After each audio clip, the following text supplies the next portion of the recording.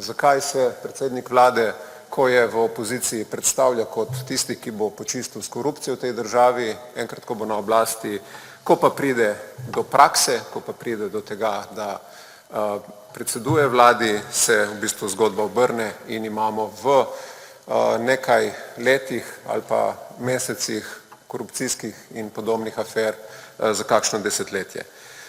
To odgovor na tega vprašanje nisem dobil. Dobil sem nekaj citatov oziroma povzetek knjige Rada Pezdirja, vidim, da jo ima predsednik vlade danes s sabo, kot nekaj drugih poslancev SDS-a, upam, da ne bo to reklamni blok za to knjigo danes.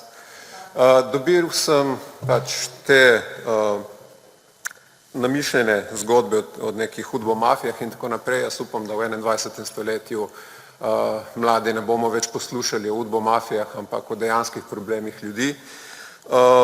Tisto, kar sem želel izpostaviti s tem vprašanjem, način, na katerega sem ga izpostavil, je, ali nam v tej državi, vsakeč, ko je SDS na oblasti, vlada neko združenje, ki si ne jemlje države kot nekaj, kar mora služiti vsem, ampak kot nek lastni fevd, ki ga je potrebno izkoristiti do zadnjega kančka.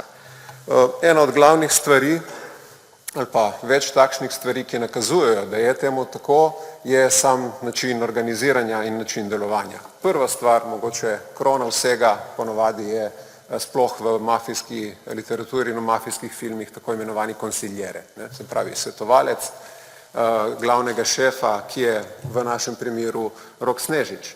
Rok Snežič, ki ga sicer predsednik vlade vsakeč, ko je v tej dvorani, rad zanika, mislim, da kakšna 2 tedna nazaj, ko so rubežniki prišli k njemu zaradi tega, ker je izgubil tožbo proti mojemu kolegu Mihi Kordišu, ponovno ponovil, da je prijatelj predsednika vlade.